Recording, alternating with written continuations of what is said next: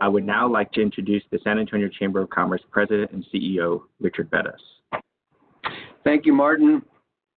Well, good morning or good afternoon, everyone, and welcome to the San Antonio Chamber of Commerce 2020 Congressional Series web event featuring our good friend, Congressman Joaquin Castro. We are extremely excited that so many of you have joined us this afternoon. Before we begin our event, I want to take a moment to thank our wonderful business sponsors who joined us today. It is their ability to help us in sponsoring these events that allows us to put these events on, and so we want to thank them. They are AT&T, Credit Human, Lockheed Martin, Port San Antonio, Southwest Airlines, Valero, and Walmart. You know, even in the midst of the COVID-19, our San Antonio-based businesses continue to support the San Antonio Chamber and in this entire community, and we want to say a heartfelt thank you so much for that continued support. I would also like to thank my team at the Chamber who worked very hard for this event and all the events that we put on. You know, they're all working from home.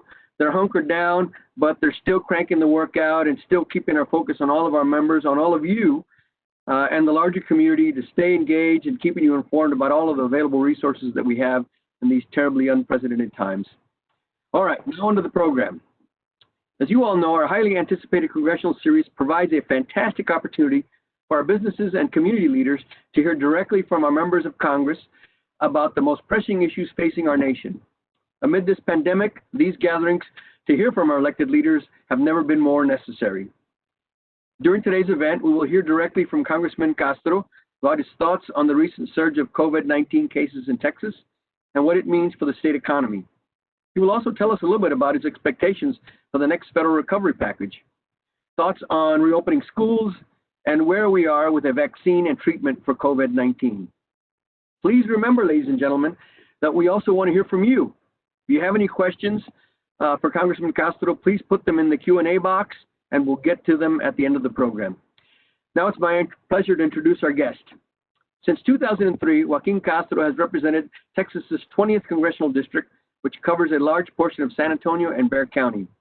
Now in his fourth term in the U.S. House of Representatives, Joaquin is Chairman of the Congressional Hispanic Caucus, Vice Chairman of the House Foreign Affairs Committee, Chairman of the House Foreign Affairs Subcommittee on Oversight and Investigations, and he's also a member of the House's Intelligence Committee, Education Committee, and Labor Committee.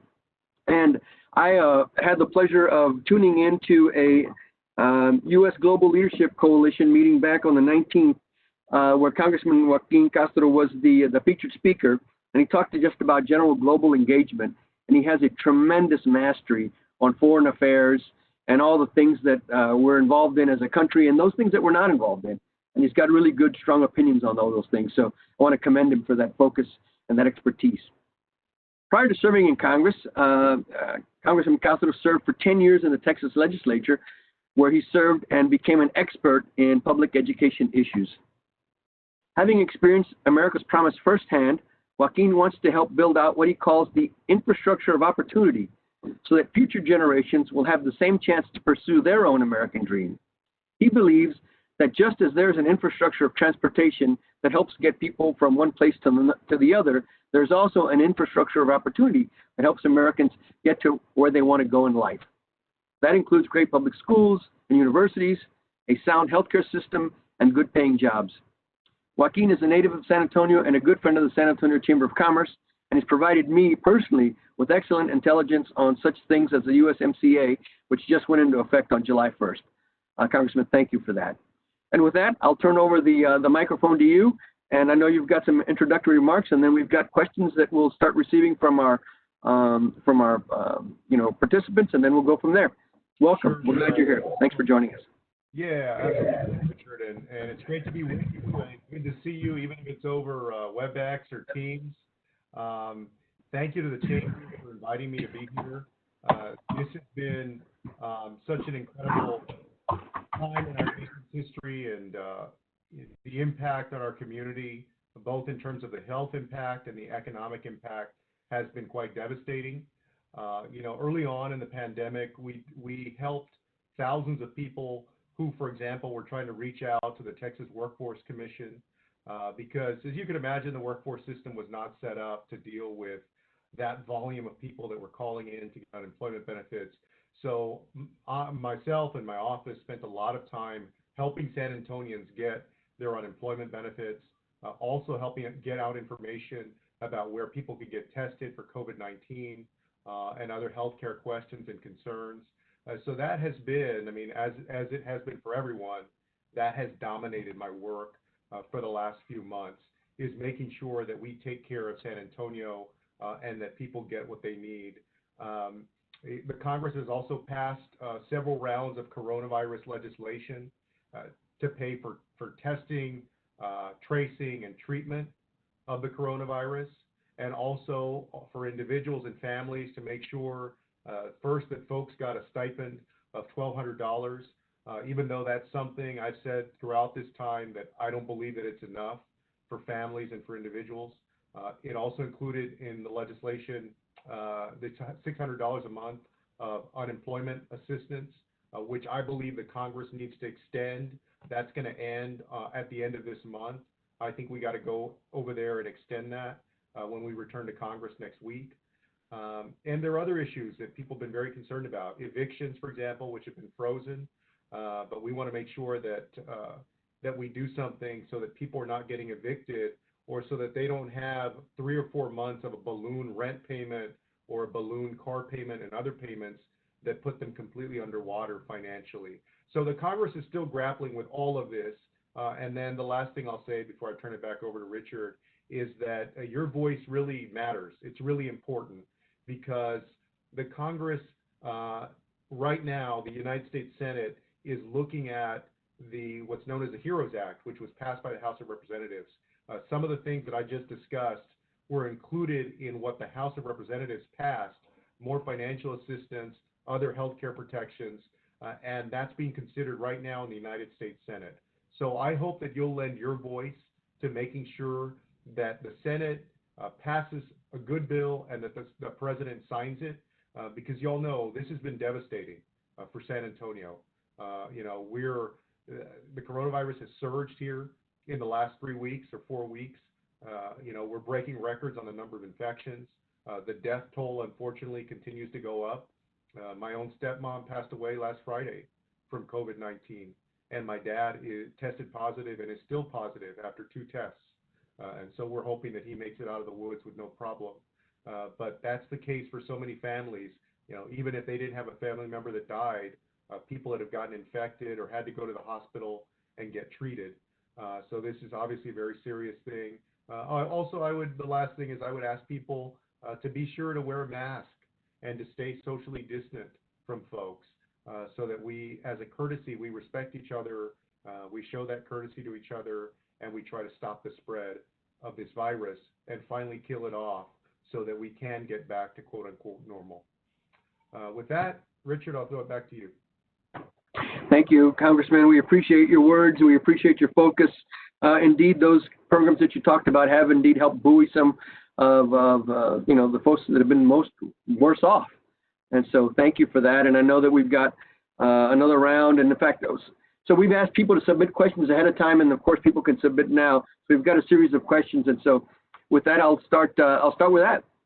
And you know, you talked a moment about the HEROES Act, and people have said on the Senate side that it's dead on arrival, but we know something needs to happen. So what are some of the things that you believe the Senate will be taking up come July 20th when they come back into session that might be included in the HEROES Act that you talked about? You know, the stimulus check, maybe the continuation of $600 unemployment benefit. What are your thoughts on that? You're right. You know, I mentioned that the HEROES Act is the 5th round of coronavirus legislation that the Congress has considered. You know, the House and the Senate were able ultimately to agree on or compromise on 4 rounds before. It's this 5th round that's still up in the air. And the HEROES Act was passed over a month ago in the House of Representatives, but has not been taken up yet by the Senate. And in the House of Representatives bill, you're right, it includes more financial assistance for families. It includes more money for testing, treatment, tracing, all of that, help for small businesses, because it's been very painful to watch so many entrepreneurs that put their life savings and everything they had into their business. And now because of the pandemic, and I also think because of some of the mismanagement by politicians, they're not able to keep their doors open. And so we need to help folks. We need to do more. We need to step up as a Congress. And in terms of what I think the Senate will do, I can only go right now by what Mitch McConnell, the Senate Majority Leader, has indicated. The House of Representatives passed a multi-trillion-dollar bill. He has said that he wants to keep it under $1 trillion. And look, ordinarily some people would say, well, we want to be fiscally responsible and so forth. But y'all have seen the level of devastation to people in terms of the economic effect. And when something like this happens, and we haven't dealt as a nation with a pandemic like this in about 100 years, right, since what was known as the Spanish flu, when this level of devastation happens economically, that's when you need a central government or a federal government to step in an aggressive way and help states, local governments, and most of all, help people, the people of this country. So I'm hoping that the Senate, rather than going small, will go bigger and will actually do something to help people, with this HEROES Act or whatever it may end up getting called. Excellent. Very good. Well, thank you for that. Next question. States and local governments continue to face budget shortfalls due to the COVID-19. The CARES Act, as you know, provided funding for cities and counties through December 30th of this year. What are your thoughts on additional revenues to assist cities, counties, et cetera, into 2021? I think we're going to have to seriously look at it. I think that we're going to have to consider it. The Congress will have the federal government, right, the U.S. Congress, will have some time to get a better sense for where our states are financially near the end of the year. The legislative session in Texas doesn't start until January, and so that gives us some time to figure that out, but I think that more assistance is going to be required. Now, in the meantime, what I've seen is, for me, I think is a disturbing trend, and I disagree with the governor and the state legislature on this, because what you see some state governments doing, including Texas, is that the federal government has already sent a bunch of money to the states, and rather than passing it along and using some of it, what they're doing is holding it back because they're anticipating a very bad fiscal year, when they're in legislative session in 2021, and they've got to fill a big budget hole, which I get there's an inclination to be obviously concerned about that in terms of the fiscal situation. But my point is that people need help right now. Businesses need help right now. So rather than hoarding money, that on top of the fact that the state government has not used a single penny, as far as I can tell, maybe they've used a few dollars, but not much, of the rainy day fund. The governor has not authorized the use of the rainy day fund. And for the life of me, I do not understand that. This is the rainiest of all days that we've seen in generations in our state. And so I think the state governments need to themselves step up and provide money from their rainy day fund, with the understanding that the federal government needs to seriously look at coming back and helping state and local governments as they encounter these big budget shortfalls. And we have to some extent already, but we're going to have to take another look at it as well. Excellent. Excellent. I think you make great points there. So we've got a question from our good friend Juan Solis. Juan is asking, what is being done at the federal level to increase workforce development funding, enhancements, et cetera? What are your thoughts, given that, there's a loss of jobs are changing? What are your thoughts on that whole workforce development stuff? Well, first, it's good to get a question from former councilman and former state representative, Juan Solis, and my former boss. I was an intern for Juan in, I think, 1995. You're kidding. Council. Was he a good boss? And, and so thank him for his mentorship back then and the opportunity that he gave me. But he asked a great question, which is about workforce development. And San Antonio, actually, Mayor Nuremberg got invited.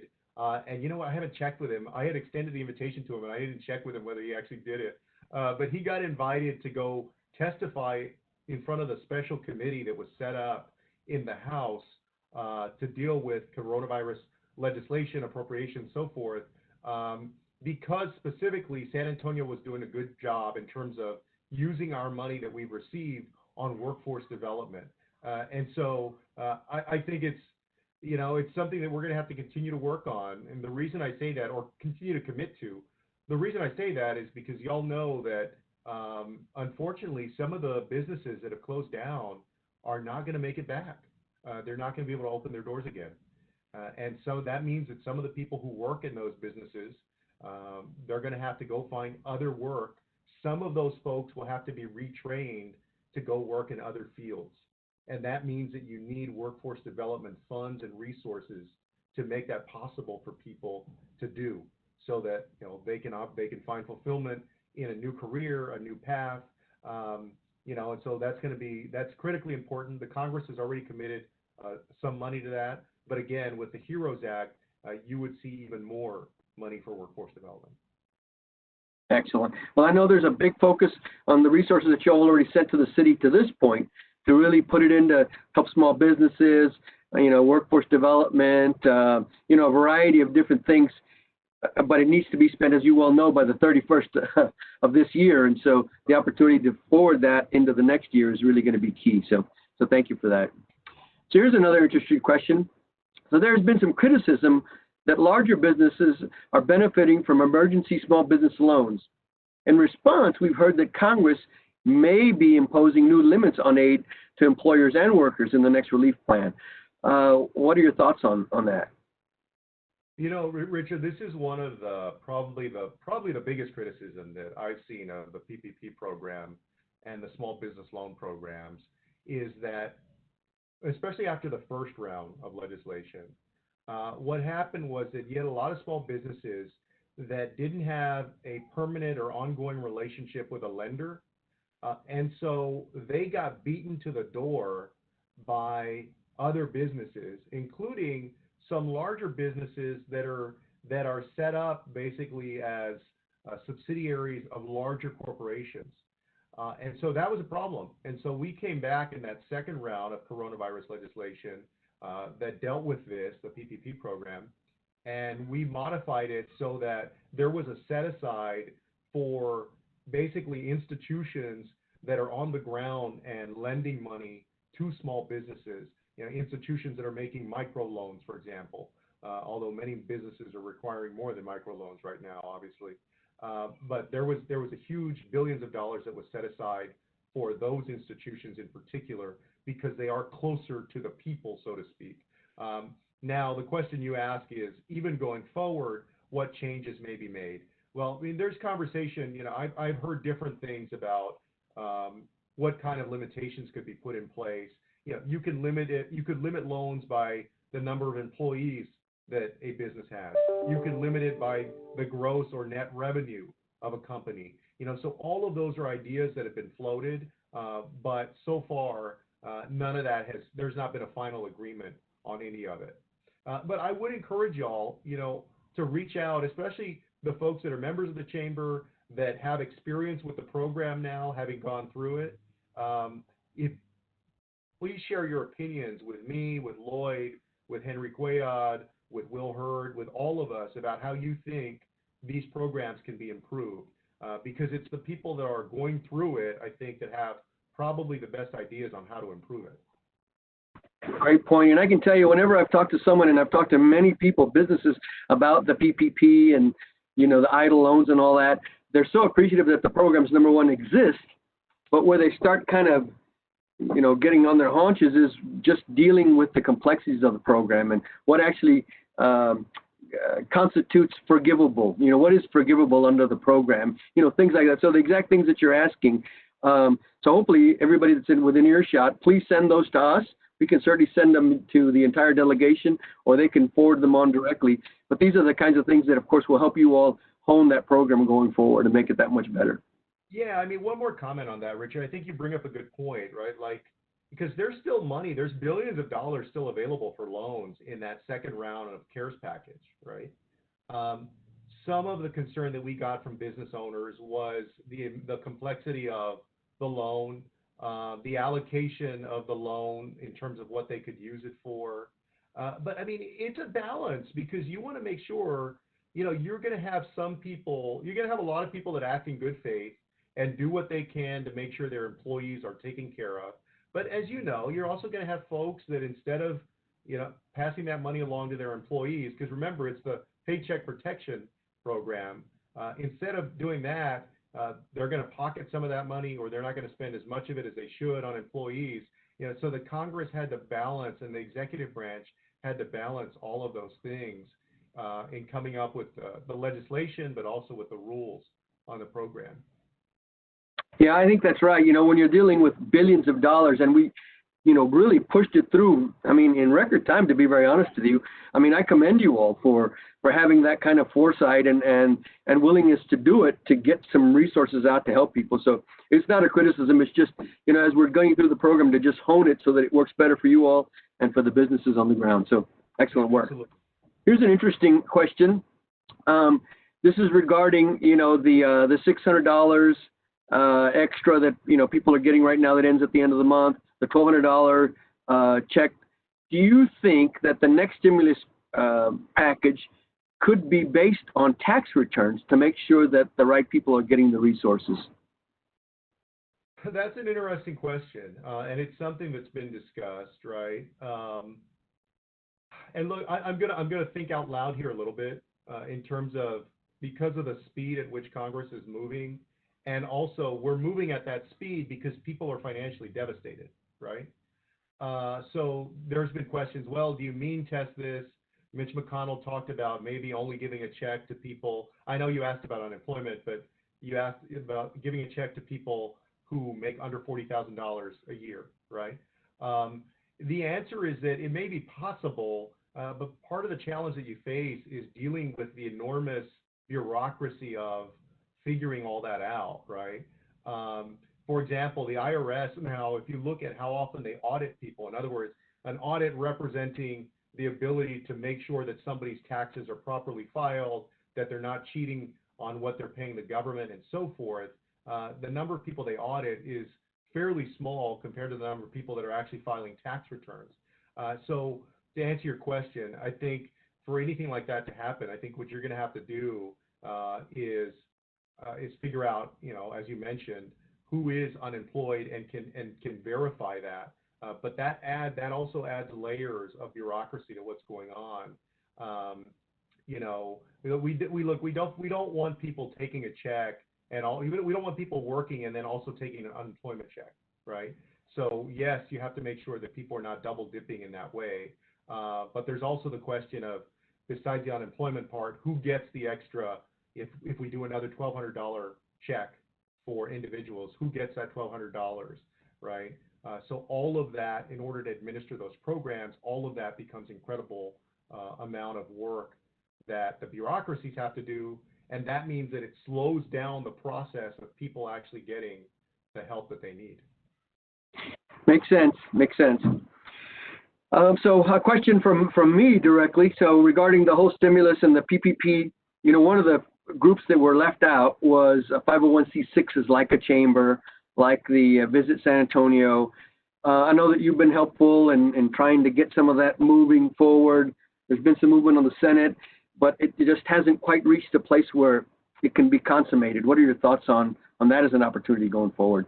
Yeah, I know that you and I had a chance to speak about it, and to be honest with you, I need to revisit the issue and see what happened in the negotiations on it.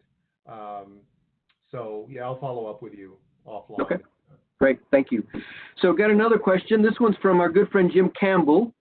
He says, people, in his opinion, would rather work than be unemployed. Has Congress considered a WPA-style program to get folks back to work and earning a check? Yeah, that's a great question. WPA, obviously, a few generations ago now, was a way to get Americans around the time of the Great Depression back to work and getting paid.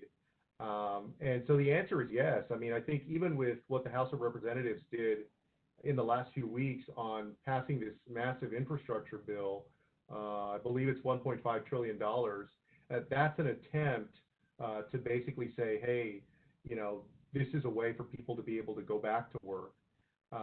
So yeah, many of us are very interested in infusion of government spending to help people get back on their feet and get a job. Excellent. So let's shift a little tiny bit. So the COVID-19 pandemic has brought into sharp focus the need for healthcare reforms. Where do you stand on a single-payer healthcare system? Yeah, well, the first thing is that, I support universal health care coverage. So I believe that every American, especially in the wealthiest nation on earth, should be guaranteed health care coverage. I think what this pandemic has also shown is that we can't have a healthcare system that is mostly based on employer coverage. In fact, right now, with so many people out of work, a lot of people are footing the bill, and the federal government is helping to foot the bill for very expensive COBRA coverage, which any of you that have been out of work for a time and have gone on COBRA, I know at one point my mom was on it for a bit. It's a very, very expensive program.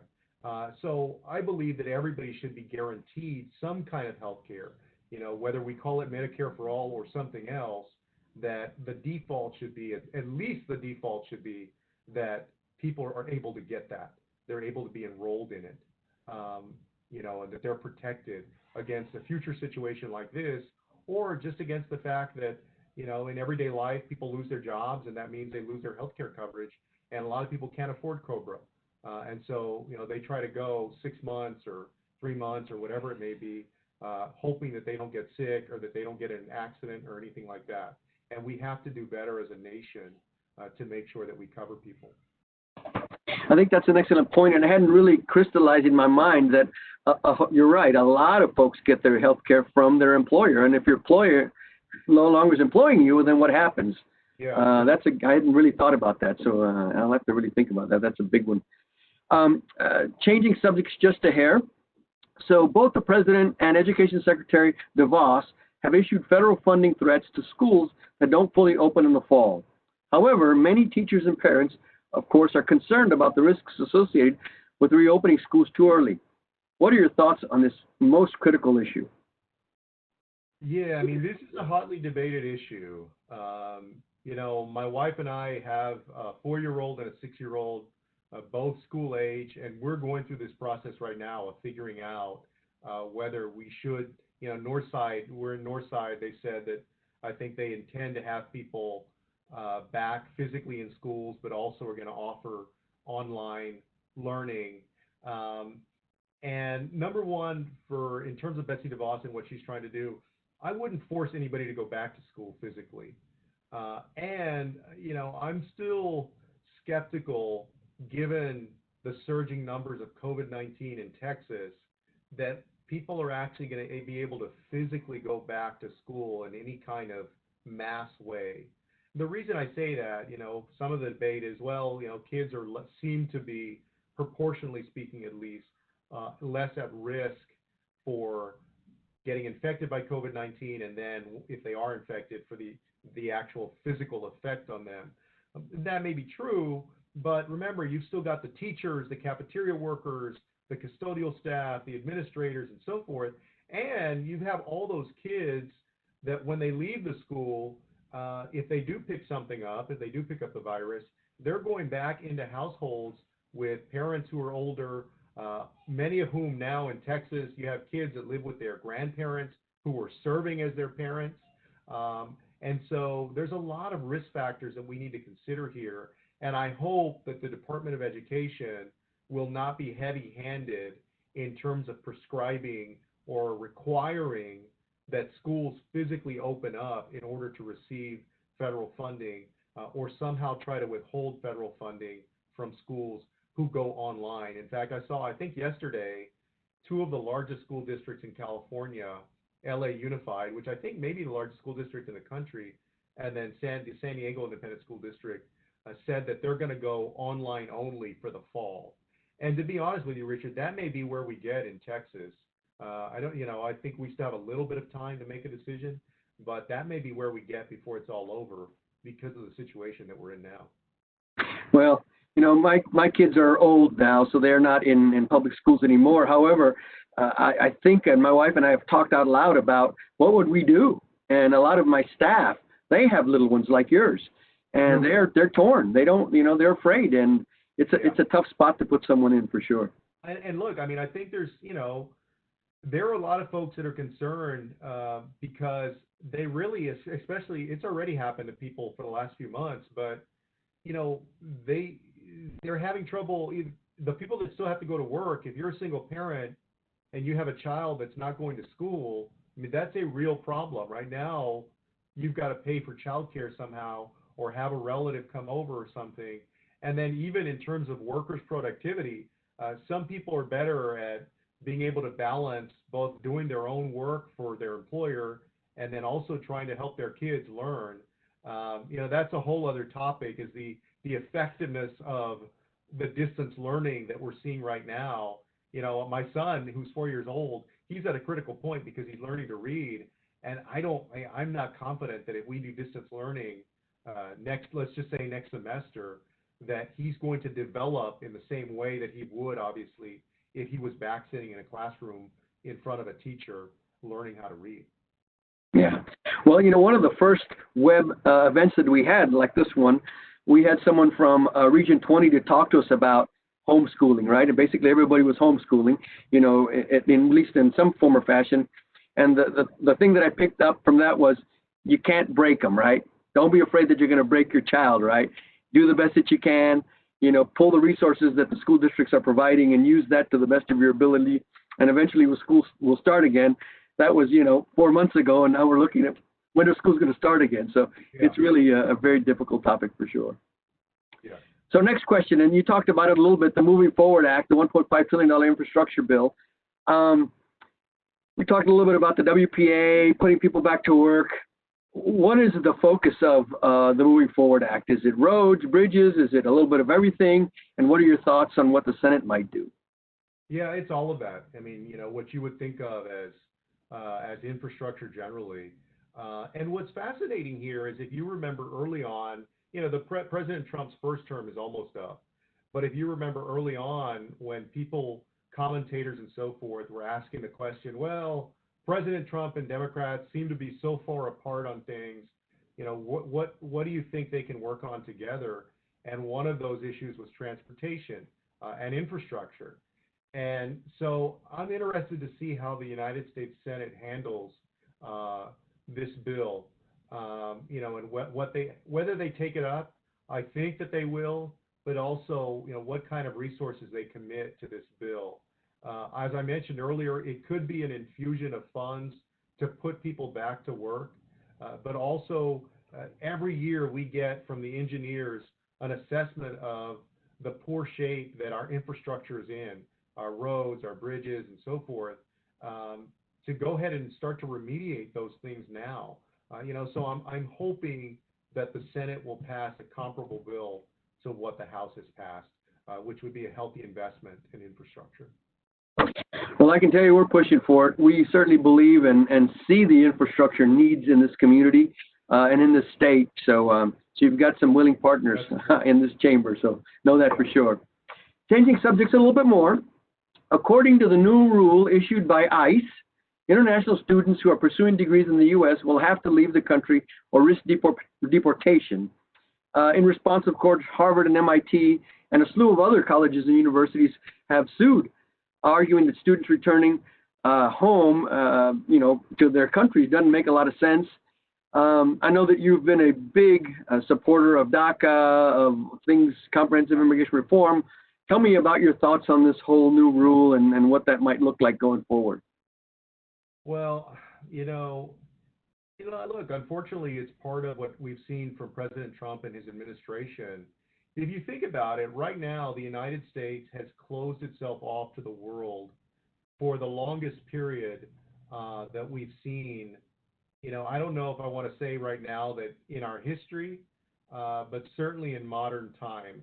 Let me tell you what I mean by that real quick and why I'm saying that. Right now, you can't get naturalized or barely get naturalized. They just started opening up the ceremonies again, I believe. There's a big backlog.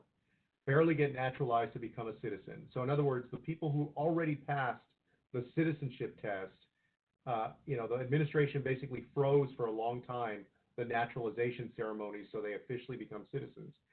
The administration has frozen the ability for people to get a green card. The administration has basically frozen the asylum process for asylum seekers. And asylum seekers who do come to the United States, rather than getting any due process, are being summarily deported without any due process. You layer that on top of what we've seen from the president in the past, which was the travel ban for example, that targeted certain countries, mostly Muslim countries, Muslim populations. And so now we get to this new rule which would kick out international students if their universities go to online only. And so I'm against the rule. I stand with the students. And by the way, you're talking about a moment where universities are hurting financially. These are students who are excited about coming to the United States and learning here, and most of whom are not getting financial aid and are paying full freight to study at these universities. So that's a boon for the universities. And so you have a bunch of the universities that have lined up to sue the administration. So you're going to have litigation over it. I can't tell you right now exactly when that litigation will get resolved, but I disagree with the rule. And these folks have been a good thing for American universities and for the country. I mean, you get so many bright people that end up staying here and starting companies, doing great research to combat diseases, and contributing incredible things to our country. But unfortunately, it's one more way that the administration is closing off the United States to the world. So given this, H-2Bs, H-2As, the DACA, do you think if we put all these things together, there's an opportunity to maybe do something, Congress, both in the House and the Senate, to move this issue forward, and maybe even if it's comprehensive with a small c immigration reform, and maybe hit some of these things, Yeah, I mean, we have been working, as you know, for a long time on comprehensive immigration reform, and even on different pieces of immigration reform. Last year in the House of Representatives, we passed a DACA and TPS bill, for example. So that was a piece. Yeah, look, I think especially to give a realistic answer to this question, what are the prospects for getting this done? I think next Congress, if you have a new president and a new Senate, and then we have the House of Representatives, then I think there's a real opportunity to get comprehensive immigration reform, deal with these visa issues, with all green card issues, and of course with a path to citizenship for DACA folks and others who really, for the DACA folks who I believe are fundamentally American already. So yeah, I think there will be an opportunity. I can't say necessarily or tell you with a straight face that that's going to get done by November. I wish that it could, but there's strong headwinds against that. But I do think with a fresh start in January, we can certainly achieve it. Fair enough. Changing subjects again. So this is an interesting question, and it's a heavy one. In light of the horrible tragedy of Vanessa Guillen in Fort Hood, Texas, what would you propose or promote to encourage the DOD to be better in tracking and responding to incidents of abuse, sexual harassment, etc., on military installations? That is an issue that we've heard from here in our own bases. What are your thoughts? Well, I mean, her story and what happened to her, her murder, was a tragedy, and really was disgusting. The first thing I would suggest is that the military has to take the claims of sexual harassment, sexual assault more seriously, has to do a better job of finding out when those things are occurring. And also, what we found in all of this is that female service members, the cases of retribution, professional retribution, when they do bring these issues up, there's a high incidence of professional retribution against their careers.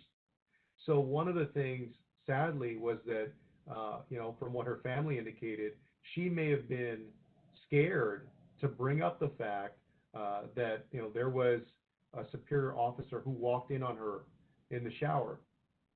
In other words, to alert people that there was a problem, because she thought that it would come back and hurt her career. That should never happen in our military. The first hearing, literally, I got to Congress in January of 2013, and the first hearing that I had was in the Armed Services Committee, my very first hearing, and it was on the scandal at Lackland Air Force Base and in the Air Force of, again, military sexual trauma.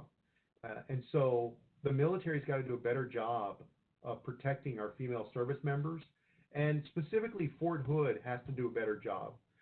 You know that they found another service member's remains that they had declared AWOL. While they were looking for Vanessa, they declared him AWOL, and they found his remains. They're still figuring out what happened to him, you know. And so one of the proposals that Jackie Spear and Kirsten Gillibrand, Jackie I served with in the House, Kirsten Gillibrand, of course, Senator from New York in the United States Senate. You know, one of the things they're proposing is to basically take the prosecution of these kinds of cases out of the hands of the military justice system and move it into the civilian justice system. And I think that the time for that has probably come. You know, that at this point, after Lackland happened, the military said, hey, we know that we screwed up. We know that there's a big problem, and please let us get our act together. And when I see the Vanessa Guillen case, and then also after that, Richard, about 1,000 female service members, from what I've been told, coming forward and sharing their stories online about harassment.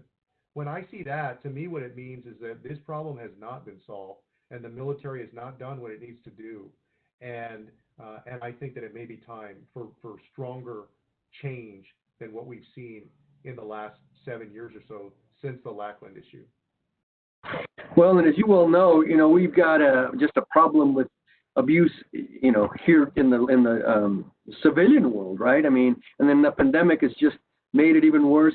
And I'm not just talking abuse to you know, mothers, but children too. So yeah, there's kind of a larger issue. So thank you for your work on that. And I've seen you you know, supporting the family and all that. So thank you for that. It's a big deal and very much appreciated. Sure. So on the heels of that heavy question, here's another heavy question, and I apologize, but it's been nearly 2 months since the tragic death of George Floyd, and we have yet to see police reform legislation, even though both Republicans and Democrats agreed to work together to get it done. Can you share your thoughts on what's going on? What's the delay? What are some of the sticking points? And is there any light that we could see anytime soon? Yeah. You know, the country basically collectively witnessed on video the murder of a black man in that video of George Floyd. And I want to, this will take me a few minutes, Richard, but I think it's important. You know, for a long time, including in San Antonio, and I spoke on the House floor about this, and particularly in minority communities, not only in minority communities, but particularly in minority communities and in the African American community. People would complain about police violence, brutality, and the complaints would go nowhere. They weren't taken seriously. They weren't properly investigated. You know, there was, you know, this basically dispute over credibility, the credibility of a police officer, which in society we ordinarily esteem, versus the credibility of somebody they encountered on the street, you know, or somebody that they may have said had an axe to grind against them. And so in these disputes over credibility, oftentimes these cases never went anywhere. And people lost their lives. People got beat up on the east side and the west side and the south side and on the north side, and nothing happened. And then in 1991, actually, I think we got a taste of what was to come in what we're seeing now, because that was the year that the Rodney King case happened. And by happenstance, pretty much, somebody ended up filming the police beating of Rodney King. And that, of course, went at the time viral, not on social media, but on television and so forth. And, you know, everybody saw it. And that led to what happened in Los Angeles in 1992. But what I say that we got a taste of what would be to come, because with body cameras, with cell phone cameras, all of us are walking around basically with our iPhones or other smartphones as social documentarians of the world. And so we take video of what we see, and two pieces of technology, the video and then social media, Facebook, Twitter, etc., the ability to share it widely and get a lot of people to see it, has fundamentally changed how we look at issues of police brutality. So we moved from an era of disputes over credibility to, once we could see that something actually happened because of technology, then what you moved into was this era of disputes over interpretation. Was Eric Garner still a threat to police? Were police justified in thinking that Tamir Rice had a real gun instead of a toy gun?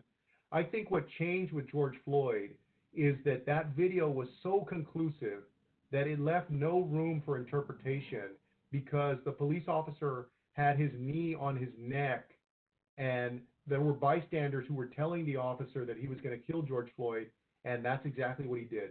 He killed him. So to answer your question, what we saw after the George Floyd case was the largest outpouring, largest social movement that we've ever seen. In fact, I just saw that reported, and I can't remember which publication, that it was the largest. I think it was the largest outpouring in terms of people coming out and marching and protesting on the streets. But even before, we hadn't seen anything like that as a country since the 1960s, right? And so now you have all of this energy. You have promising groups of activists that I was honored to speak with a few weeks ago that are pushing this movement in San Antonio, and I think they have a chance to accomplish real change.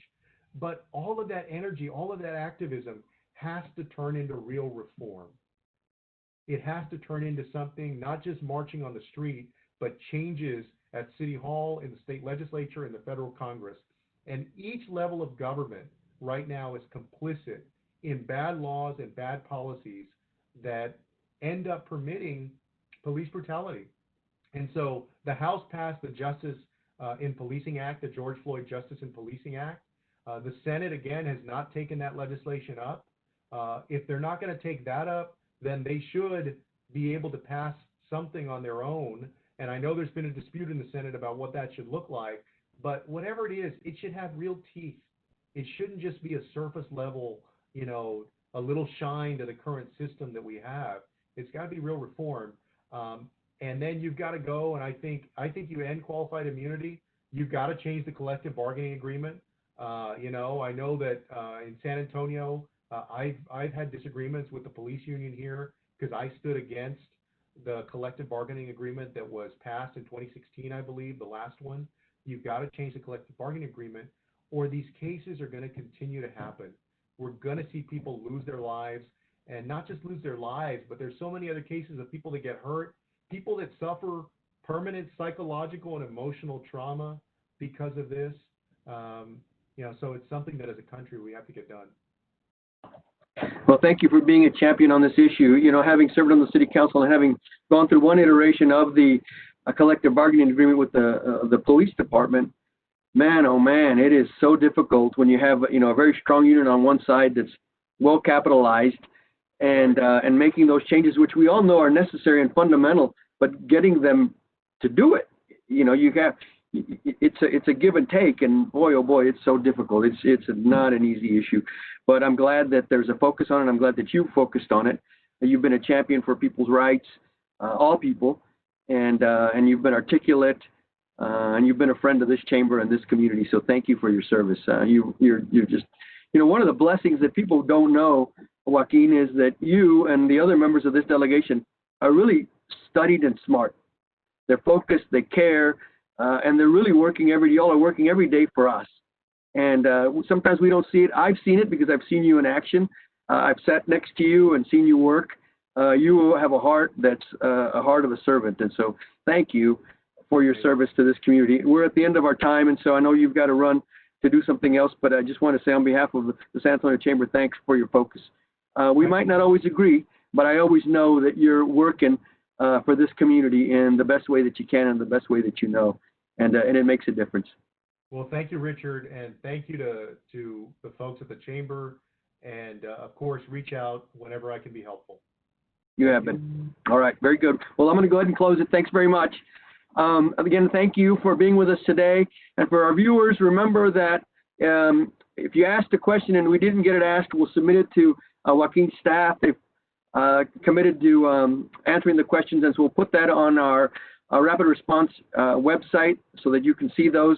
It was recorded. And so we'll add those to the bottom of the recording so that you can see them all.